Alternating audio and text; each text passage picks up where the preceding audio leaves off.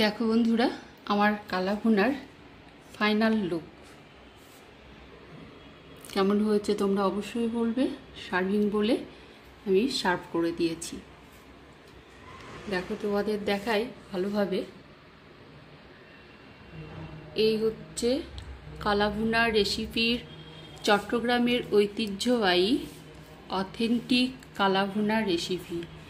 এটা আমি জাস্ট নিজের মতো করে আমি করেছি। এবার তোমরা দেখো এটা ফাইনাল লুক কি দুর্দান্ত হয়েছে। তোমরা ঠিক আমি যেমনভাবে করেছি তোমরা ঠিক এই মশলা ইউজ করে তোমরা এইভাবে একবার রান্না করে দেখবে, অসম্ভব সুন্দর হবে, টেস্টি এবং ইয়াম্মি। আচ্ছা, এখানে দেখো চট্টগ্রামের যে ঐতিহ্যবাহী কালা ভুনা অথেন্টিক প্রপার যে মশলাটা, কালা ভুনা মশলাটা আমি কিভাবে তৈরি করি, চলো সেই রেসিপিটা তোমাদের সঙ্গে শেয়ার করা যাক। দেখো এখানে নিয়েছি আমি রাঁধুনি। কালা ভুনার মেন ইনগ্রিডিয়েন্টস অর্থাৎ প্রধান উপকরণ হলো কিন্তু রাঁধুনি। তারপরে দেখো এখানে আছে গোলমরিচ, এখানে আছে তেজপাতা, এটা বড় এলাচ, লবঙ্গ, ছোট এলাচ, জয়িত্রী, জায়ফল, স্টার অ্যানিস, দারুচিনি, সাদা গোটা জিরে, শুকনো লঙ্কা, মৌরি। দেখো প্রধান উপকরণ হচ্ছে এইগুলো।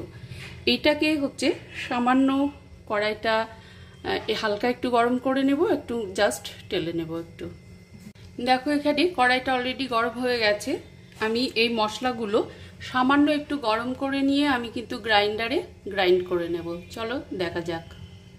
দেখো বন্ধুরা, এখানে আমি কালা ভুনার যে মশলাগুলো সেটা আমার একটু জাস্ট একটু নাড়াচাড়া করে গরম কড়াইতে নেওয়া হয়ে গেছে। এবার আমি মিক্সিং জারে নিয়ে আমি গ্রাইন্ড করে নেব। দেখো বন্ধুরা, এখানে আমার কালা ভুনা মিক্স যে মশলাটা সেটা কিন্তু রেডি হয়ে গেছে, একদম পাউডার ফর্মে হয়ে গেছে। দেখো খুব সুন্দর হয়েছে। এটা পুরোটা আমার দরকার হবে না, এটা কাচের জারে করে রেখে দিলে 6 মাস পর্যন্ত কিন্তু ব্যবহার করা যেতে পারে। তো এটা আমি আমার যেহেতু কালা ভুনা, দেখো